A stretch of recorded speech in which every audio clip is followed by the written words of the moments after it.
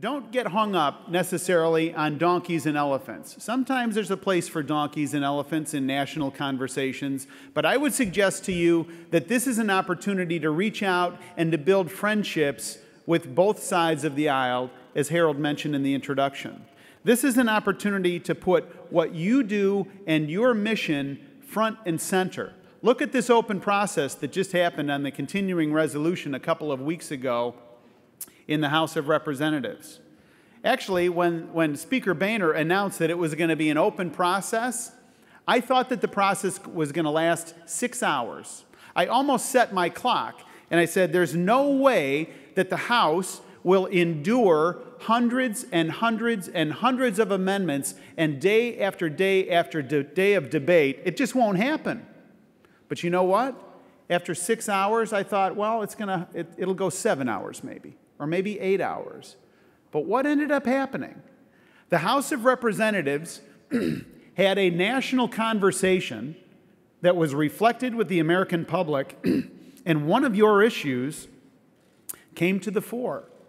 And it was offered an amendment, as you know, by the gentleman from New Jersey, and it prevailed.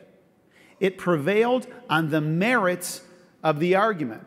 It prevailed because most folks looked at that and they said, you know where we should be investing when there's few resources? You know where we should be investing and making sure things are whole? We should be investing in public safety. That's one of these issues that I think can bring us all together.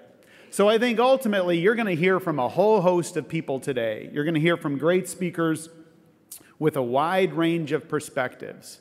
But my message is very simple. For those of you that are represented by Republicans in the House of Representatives, many of them are new members who have not dealt with a whole host of issues before. Take the time to sit down with them. Take the time to get in front of them. Take the time to tell your story. Take the time to invite them into your firehouses and build those relationships, because here's one thing I do know. Members of Congress want to listen to their constituents.